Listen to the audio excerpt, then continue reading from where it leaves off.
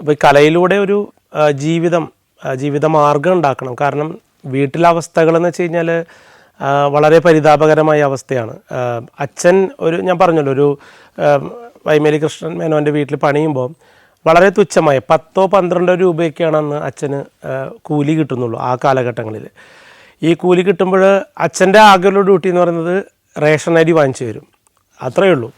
ഈ കറി അല്ലെങ്കിൽ നമ്മൾ എന്തെങ്കിലും ആഹാരം കറിയൊക്കെ ഉണ്ടാക്കണമെങ്കിൽ അമ്മയാണ് ആ രീതിയിൽ കാര്യങ്ങൾ ചെയ്യേണ്ടത്. ബാക്കി കാര്യങ്ങൾ നമ്മൾ മക്കളുകൾ, അപ്പം ചേച്ചിമാർ പഠിക്കാൻ മിടുക്കികളാണെങ്കിലും അവർക്കൊന്നും പഠിക്കാൻ പറ്റിയിട്ടില്ല. അവരെ ഒരു 7ാം ക്ലാസ് 6ാം ക്ലാസ് കഴിഞ്ഞാൽ അടുത്തടുത്ത വീടുകളിലൊക്കെ വേലയ്ക്ക് നിർത്തും, അവരെ കൂലിപ്പണിക്ക് നിർത്തും. കാരണം അവരുടെ കല്യാണത്തിനുള്ള വരുമാനങ്ങളൊക്കെ ഉണ്ടാക്കേണ്ടതും കൂലി വെച്ചാൽ എന്തെങ്കിലും ഒരു വരുമാന സഹായങ്ങൾ അച്ഛനും അമ്മയ്ക്കും വേണ്ടി ചെയ്യാനായിട്ട് അവരെയും 8ാം ക്ലാസ്സോട് കൂടി എല്ലാവരെയും പഠിപ്പ് നിർത്തി. പിന്നെ ഞങ്ങളുടെ വീട്ടിൽ ഞങ്ങളുടെ മൂത്ത ചേച്ചി എന്ന് പറയുന്നതും ഞങ്ങൾക്കൊക്കെ തലയ്ക്ക് മൂത്തുള്ളവരൊക്കെ ഭയങ്കര എന്നെക്കാളും ഭയങ്കര മൂപ്പ് കൂടുതലാണ് അവർക്ക്. ഇപ്പോൾ മൂത്ത ചേച്ചിയുടെ 2 മക്കൾ എന്നേക്കാളും മൂത്തതാണ്, എന്നാലും അവരെന്നെ അമ്മാവെന്ന് വിളിക്കുന്നത്. അപ്പോൾ അത്രയും ഡിസ്റ്റൻസ് ഉണ്ട് ഞങ്ങൾ തമ്മിൽ. അപ്പോൾ വീട്ടിലെ ഓരോ കാര്യങ്ങൾ എന്താ പറയുക, അച്ഛൻ അരി വാങ്ങിക്കുമ്പോൾ അമ്മ ഇങ്ങനെ ഓരോ കാര്യങ്ങൾ ഉണ്ടാക്കി തരണം. അപ്പോൾ ഇതിനിടയിലാണ് നമ്മൾ ഓരോ കാര്യങ്ങളും ചേട്ടൻ വളർന്നു വന്ന സമയത്ത് ഈ ഉത്തരവാദിത്തങ്ങൾ ഏറ്റെടുക്കുന്നു. അദ്ദേഹം ഓട്ടോറിക്ഷ ഓടിപ്പിക്കുന്നു, അല്ലെങ്കിൽ മണൽ പണിക്ക് പോകുന്നു. ചേട്ടനെ ഇപ്പോൾ ഈ മഴ സീസണൊക്കെ കഴിഞ്ഞ് കഴിഞ്ഞാൽ ഈ മാംഗോസ്റ്റീൻ എന്ന് പറഞ്ഞിട്ടൊരു ഫ്രൂട്ട് ഇപ്പോൾ ഇറങ്ങുന്നുണ്ട്. അപ്പോൾ ഇതൊക്കെ പറിച്ച് അത് കച്ചവടത്തിനായിട്ട് കൊണ്ടുകൊടുക്കും. അതുപോലെ തന്നെ ഈ സ്കൂൾ ടീച്ചേഴ്സിൻ്റെ ക്ലാസ് കളഞ്ഞിട്ടാണ് പോകുന്നത്. സ്കൂൾ ടീച്ചേഴ്സിൻ്റെ കൂടെ അവർക്ക് ഈ ആഴ്ചയിലൊരിക്കൽ ഈ കച്ചവടത്തിനായിട്ട്, അപ്പോൾ നമ്മുടെ വീടിൻ്റെ അടുത്തൊരു അലി എന്ന് പറഞ്ഞ ചേട്ടനുണ്ട്. അപ്പോൾ ഈ തുണികളൊക്കെ വിൽക്കാൻ വേണ്ടി പോകും, ഈ സാരി ബ്ലൗസ് പീസുകളൊക്കെ ആയിട്ട്. അപ്പോൾ ഇതൊക്കെ കൊണ്ട് അദ്ദേഹം കച്ചവടത്തിനായിട്ട് അതിനും ഹെൽപ്പ് ചെയ്യാം. അപ്പോൾ ആളിനി എന്ത് വേണ്ട എല്ലാ തരം കാര്യങ്ങൾക്കും എങ്ങനെ അച്ഛനെയും അമ്മയും സഹായിക്കാം എന്നുള്ളത് കൊണ്ട് തന്നെ എല്ലാ കാര്യങ്ങളും വീട്ടിലേക്ക് ചെയ്യുന്ന ഒരു പ്രകൃതക്കാരനായിരുന്നു ചേട്ടൻ.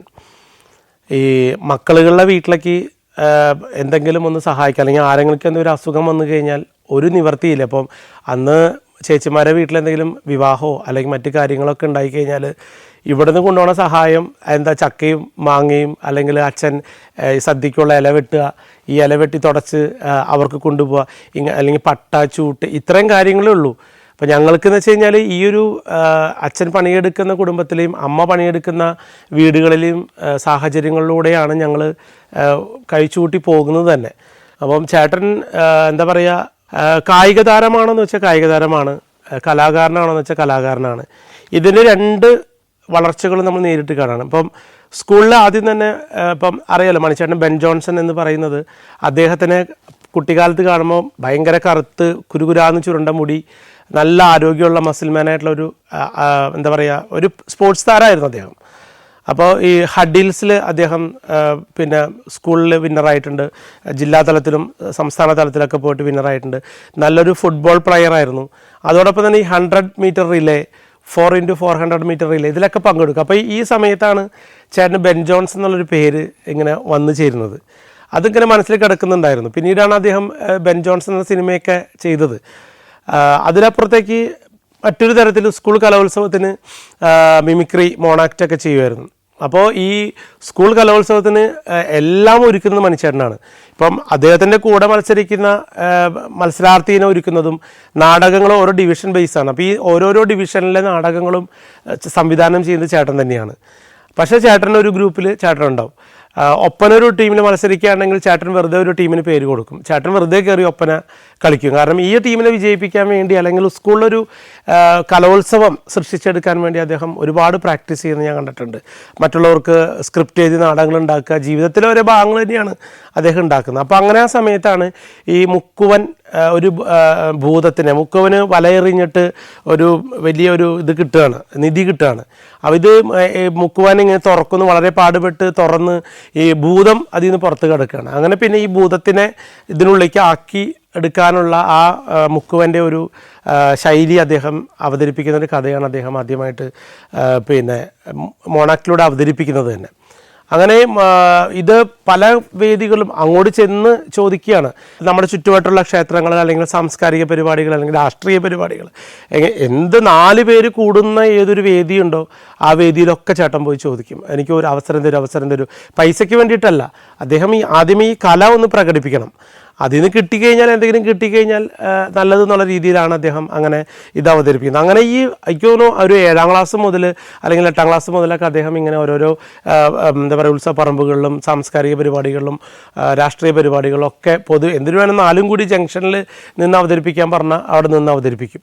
അങ്ങനെയാണ് അദ്ദേഹം ആ മിമിക്രി മോണാക്റ്റൊക്കെ അവതരിപ്പിച്ച് വരുന്നത്. അങ്ങനെ എനിക്ക് തോന്നുന്നു ഒരു 89 കാലഘട്ടത്തിലാണ്, 88-89 കാലഘട്ടത്തിലാണ് അദ്ദേഹം 10ാം ക്ലാസ്സിലായെന്ന് തോന്നുന്നു. ആ സമയത്ത് അദ്ദേഹം കൊല്ലത്ത് സംസ്ഥാന കലോത്സവം നടക്കുന്നുണ്ട്. അങ്ങനെ ചേട്ടൻ കലോത്സവത്തിൽ പങ്കെടുക്കുക, ജില്ലയിൽ നിന്നൊക്കെ. അന്ന് ചാലക്കുടി ഇരിങ്ങാലക്കുട വിദ്യാഭ്യാസ ജില്ല, ഇന്നത്തെ പോലെ ഉപജില്ലകളും ജില്ലകളും അല്ലായിരുന്നു. അങ്ങനെ അവിടുന്ന് സമ്മാനം കിട്ടി അദ്ദേഹം ആദ്യമായി സംസ്ഥാന കലോത്സവത്തിൽ പോയി പങ്കെടുക്കുമ്പോൾ അതിൻ്റെ ഒരു പേപ്പർ കട്ടിങ് ഇപ്പോഴും ഉണ്ട്. KR മണി ഗവൺമെൻറ് ബോയ്സ് ഹൈസ്കൂൾ ചാലക്കുടി മോണാക്റ്റ് 3ാം സ്ഥാനം എന്ന് പറഞ്ഞിട്ട്. അപ്പോൾ ഈ ഒരു ഇതാണ് അദ്ദേഹം അവതരിപ്പിച്ചത്. പക്ഷെ അന്ന് അദ്ദേഹത്തിനൊന്നും ഒരു ബസ്സിൽ പൈസ കൊടുത്ത് വിടാനോ അല്ലെങ്കിൽ കൂടെ പോകാനോ ഒന്നും ആരും ഉണ്ടായില്ല. ഈ ഒരു കഥ അദ്ദേഹം പിന്നീട് പറയുന്നുണ്ട് എന്നോട്, അത് ഞാൻ പിന്നീട് പറയാം. അപ്പോൾ ഒരു നാരങ്ങ വെള്ളം പോലും വാങ്ങിച്ചു കുടിക്കാൻ അല്ലെങ്കിൽ ഒരു ആഹാരം കഴിക്കാൻ പോലും പറ്റാതെ അദ്ദേഹം ഒരുപാട് ട്രെയിൻഡ് ആയിട്ടുള്ള കുട്ടികൾക്കൊപ്പമാണ് മത്സരിക്കുന്നത്.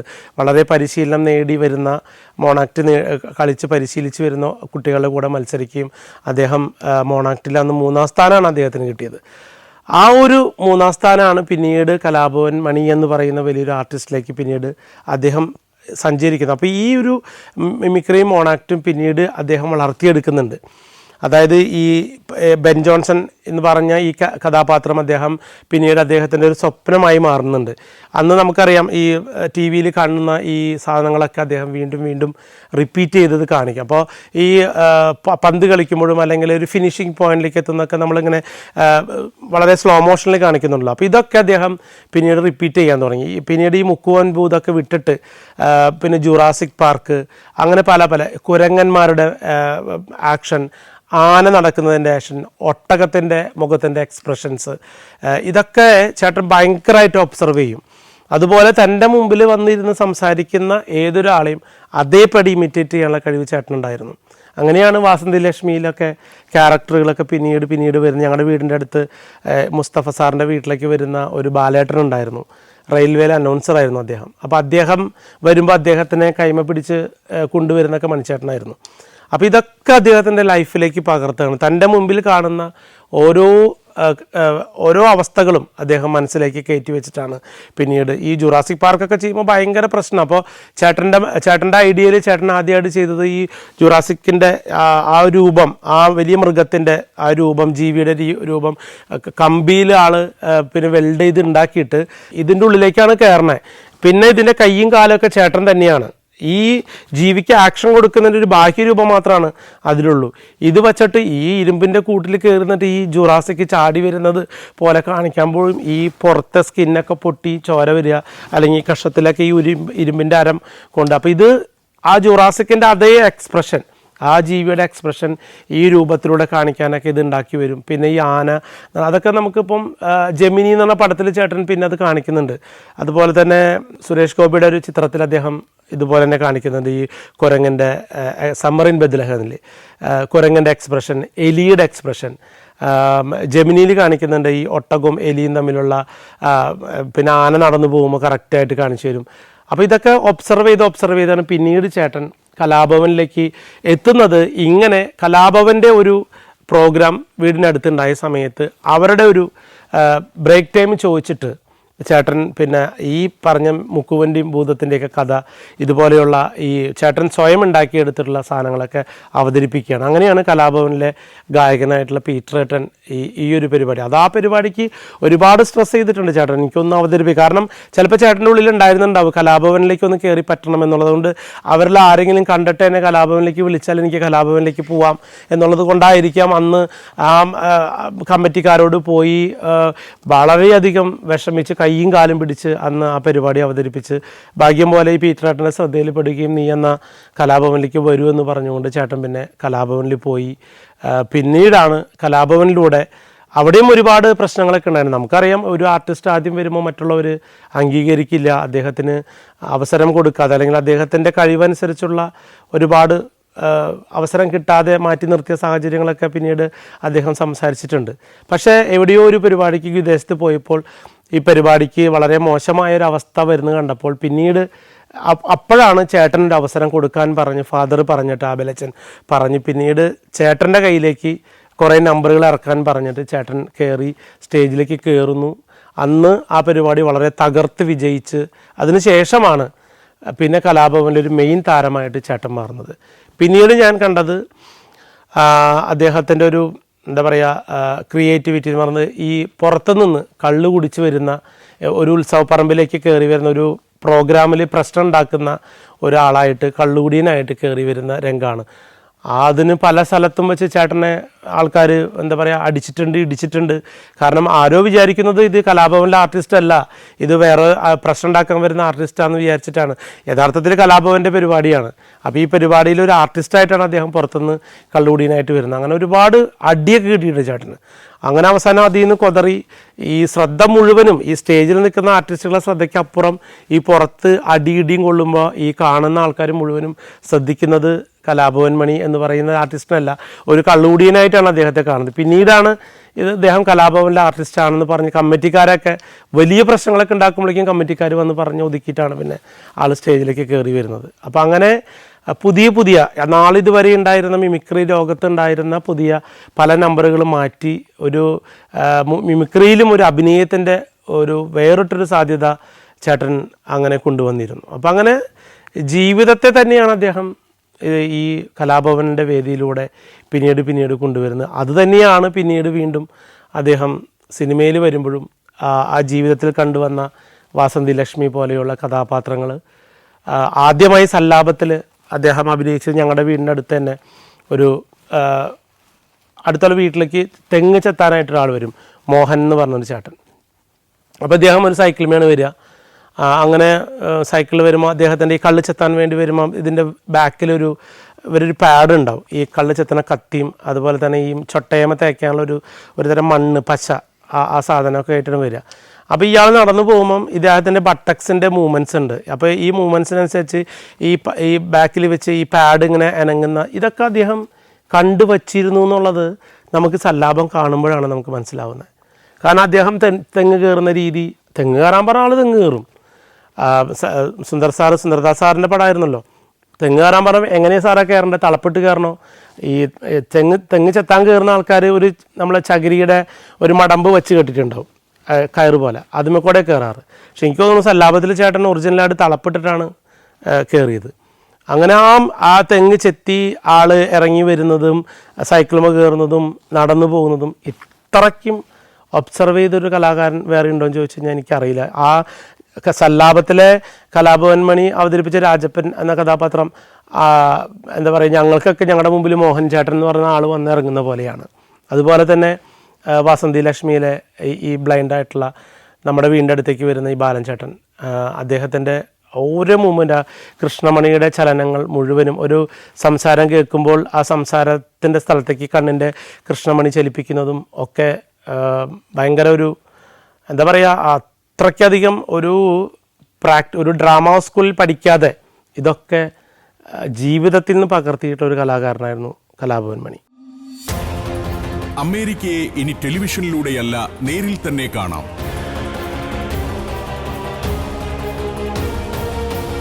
സഞ്ചാരം ഒരുക്കുന്ന 14 ദിവസം നീണ്ടു നിൽക്കുന്ന ഒരു അവിസ്മരണീയ യാത്ര.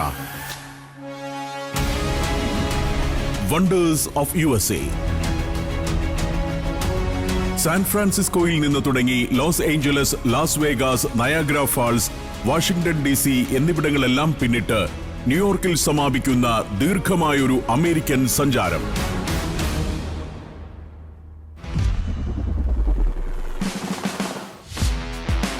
അത്ഭുതകരമായ കാഴ്ചകളിലേക്കും അനുഭവങ്ങളിലേക്കുമുള്ള യാത്ര കൂടിയാണിത്.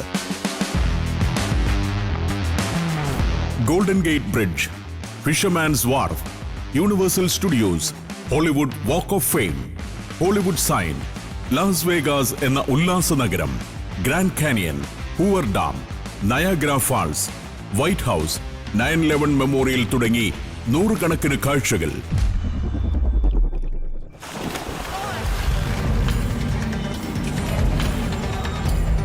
നിങ്ങളുടെ ജീവിതത്തിൽ ഒരിക്കലും മറക്കാനാവാത്തതായിരിക്കും ഈ അമേരിക്കൻ സഞ്ചാരം. US വിസയുള്ളവർ ബുക്കിംഗിനും കൂടുതൽ വിവരങ്ങൾക്കും ഉടൻ വിളിക്കൂ. ഫോൺ 75919 സന്ദർശിക്കൂ sanjaram.com. നമ്മുടെ വീടെന്ന് പറയുന്നത് ചാലക്കുടി ചേനത്തുനാട് പുഴയുടെ തീരത്താണ്. അപ്പോൾ അവിടെ അച്ഛൻ ഏറ്റവും അതിരാവിലെ ഞങ്ങൾ ശരിക്കും അച്ഛനെ കാണുന്നതിൽ പറയാം. കാരണം അതിരാവിലെ അച്ഛൻ പോകുന്നു, പിന്നെ വരുന്ന അച്ഛൻ സന്ധ്യ മയങ്ങി ഒരു ഏകദേശം ഇരുട്ടാവുമ്പോഴാണ് അച്ഛൻ വരുന്നത്. അപ്പോൾ അത്രയും സമയം അച്ഛൻ പുറത്താണ്. പക്ഷെ അച്ഛൻ അതിരാവിലെ എണീച്ച് ഞങ്ങളുടെ വീടിൻ്റെ അടുത്തുള്ള വടക്കൻ്റെ അന്തോണി ചേട്ടൻ, അവിടെ പത്മനാഭൻ മൂപ്പൻ, അങ്ങനെ പറഞ്ഞാലാണ് എല്ലാവർക്കും അറിയാം. അപ്പോൾ ഇവരെല്ലാവരും കൂട്ടുകാരാണ്.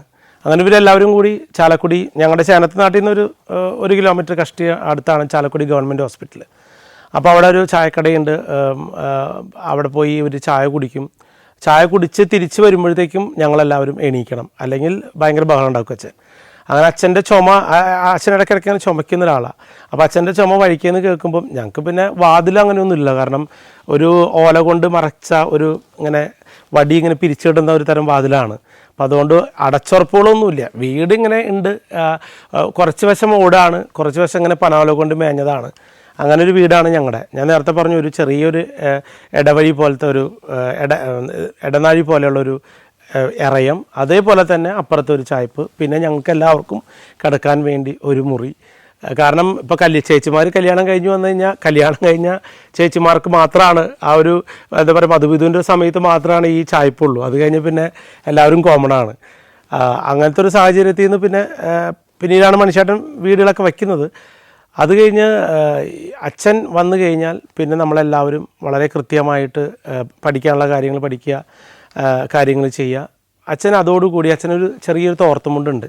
ഈ മുട്ടിൻ്റെ ഒപ്പമുള്ളൊരു തോർത്തുമുണ്ട് എടുത്ത് അച്ഛൻ, പിന്നെ ഈ തൂമ്പയും വെച്ച് അച്ഛൻ നേരെ വീടിൻ്റെ അടുത്ത് തന്നെയാണ് ഈ വൈമേലി കൃഷ്ണമേനോൻ്റെ വീട്. അങ്ങനെ അച്ഛൻ അവിടേക്ക് പണിക്ക് പോകും. അപ്പം ഞങ്ങൾക്ക് എന്തെങ്കിലും ആവശ്യങ്ങളുണ്ടെങ്കിൽ ഈ അച്ഛനെ അന്വേഷിച്ച് ഞങ്ങൾ ഈ പറമ്പിൽ ചെന്ന് കഴിഞ്ഞാൽ ഞങ്ങൾ അപ്പനെ വിളിക്കുക. അപ്പോൾ എന്ന് പറഞ്ഞാൽ ഉറക്കനെ വിളിക്കണം.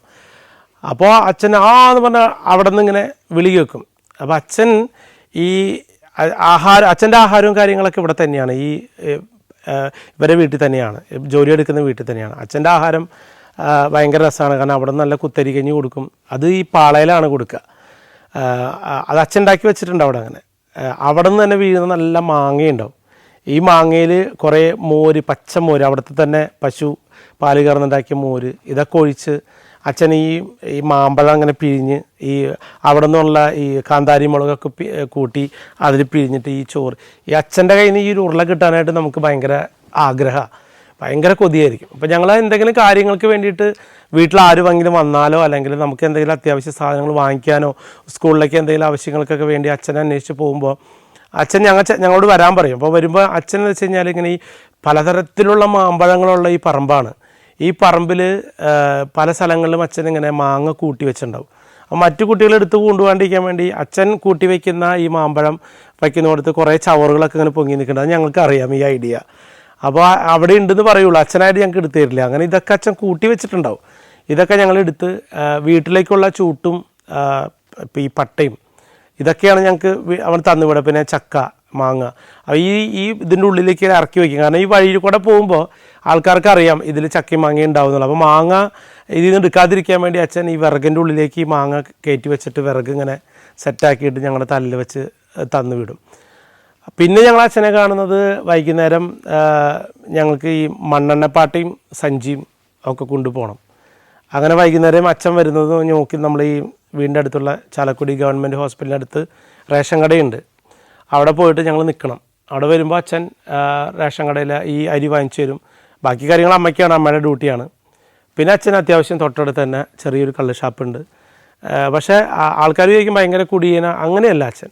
അത് എല്ലാവരും പണിയെടുക്കുന്ന എല്ലാവരും ഒരു ഗ്ലാസ് അണ്ടിക്കള്ള് കുടിക്കുക, എന്ന് പറഞ്ഞ പോലെ അച്ഛനൊരു ഗ്ലാസ് കള്ള് കുടിച്ച് അപ്പോഴാണ് അച്ഛൻ്റെ കലാകാരൻ ഉണരുക.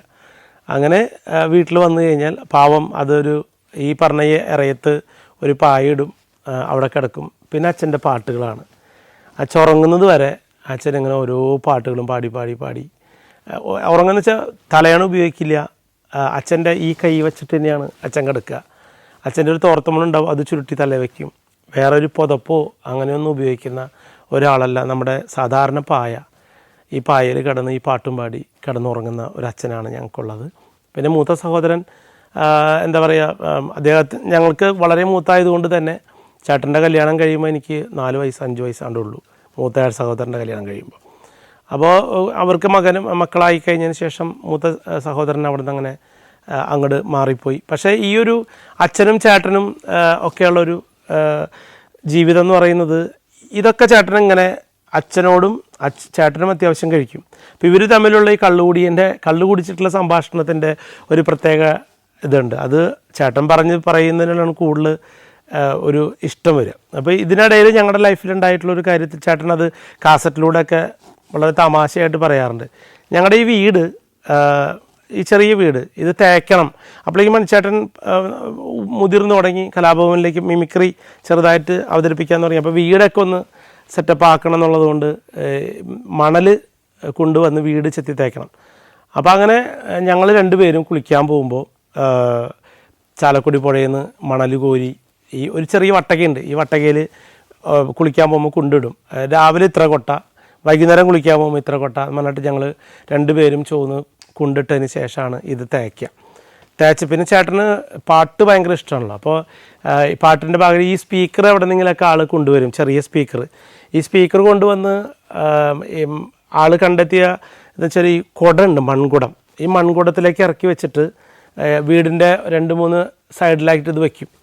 എന്നിട്ട് ഈ പാട്ട് പഴയ എവിടെ നിന്നോ കിട്ടിയൊരു ടേപ്പ് റെക്കോർഡറിൻ്റെ ഒരു ചെറിയൊരു പീസ്, കാരണം അതിങ്ങനെ ഞെക്കിക്കഴിഞ്ഞാൽ കാസറ്റ് മുകളിലേക്ക് പൊങ്ങി വരും, അങ്ങനത്തെ ഒരു ടൈപ്പായിരുന്നു.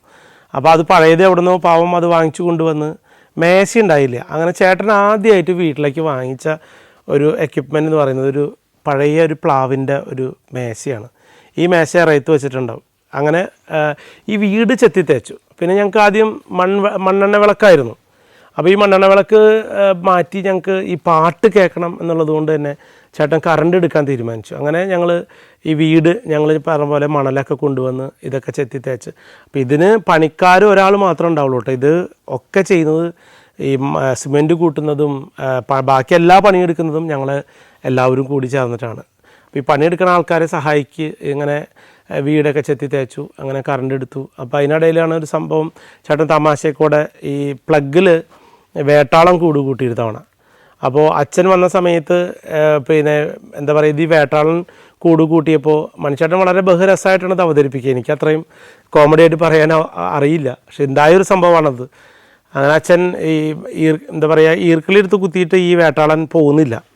അങ്ങനെ അടുത്ത രാമകൃഷ്ണൻ എൻ്റെ പേര് വിളിച്ചിട്ട്, അപ്പോൾ ചേട്ടൻ അത് കൃത്യമായിട്ട് പറയുന്നുണ്ട്, രാമകൃഷ്ണൻ ആ സാധനം എടുത്ത് ഞാനൊരു ആണി എടുത്തിട്ട് അച്ഛൻ ഈ പ്ലഗിലിട്ട് ഇളക്കി. ഈ ഇളക്കിയ വഴി ആളുടെ വിചാരം ഇത് വേട്ടാളം കുത്തിയതാണെന്ന് വിചാരിച്ചത്. പക്ഷേ ഷോക്ക് അടിച്ചിട്ട് ആൾ നേരെ ഞാനും അച്ഛൻ്റെ അടുത്ത് നിൽക്കുന്നുണ്ട്, ഞാനും അച്ഛനും അങ്ങോട്ട് തെറിച്ച് വീണു.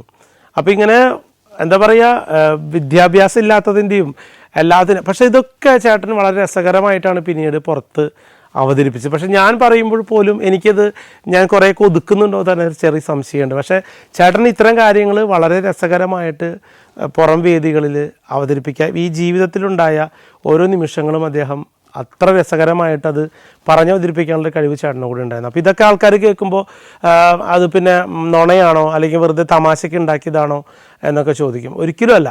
അപ്പോൾ അച്ഛന് ഈ വോയിസ്, അച്ഛന് പല്ല് കുറച്ച് പോയിരുന്നു, അതുകൊണ്ട് തന്നെ അച്ഛൻ്റെ വോയിസ് ചേട്ടൻ സംസാരിക്കുമ്പോൾ ആളുകൾക്ക് വേറെ ഇത് കള്ളു കുടിച്ച് പറയുന്ന ഒരു ഫീൽ പോലെയാണ് ആൾക്കാർക്ക് തോന്നിയത്. പക്ഷെ അച്ഛന് ഈ പല്ല് പോയതിൻ്റെ ഒരു സംസാരത്തിൽ ചെറിയൊരു പ്രശ്നമുള്ളത് കൊണ്ടാണ് ചേട്ടൻ്റെ സംസാരം അങ്ങനെ ഒരു കള്ളുകുടിയൻ്റെ രീതിയിൽ പോലെയാണ് അവതരിപ്പിച്ചിട്ടുള്ളത്. ഈ സെൻ കാറ് പിന്നെ കച്ചവടത്തിനായിട്ട് കൊടുത്ത സമയത്ത് ചേട്ടൻ അതിനെ തുടച്ച്, നേരത്തെ പറഞ്ഞ പോലെ കുട്ടിയെ പോലെ ഒരു കുട്ടീനെ അങ്ങനെ കുളിപ്പിക്കും അതുപോലെയൊക്കെ കുളിപ്പിച്ച് ചേട്ടൻ ഈ വണ്ടി വാങ്ങിക്കാൻ ആൾ വന്നപ്പോൾ, താക്കോല് കൊടുത്ത് ചേട്ടൻ ഇങ്ങോട്ട് മാറിയ സമയത്ത് ഈ വണ്ടിയുടെ ഒരു സൈഡിൽ ചേട്ടൻ്റെ മുണ്ട് ഇങ്ങനെ കൊളത്തി പിടിച്ചു. ശരിക്കും വണ്ടി ഇങ്ങനെ കൈമ പിടിച്ച് വലിക്കുന്ന ഒരു ഫീലായിരുന്നു. അപ്പം തന്നെ ചേട്ടൻ പൊട്ടിക്കരഞ്ഞു പറഞ്ഞു, ദയവ് ചെയ്ത് നീ ആ താക്കോൽ എനിക്ക് തരണം, ഞാൻ വണ്ടി ഞാൻ തിരിച്ചെടുക്കാം.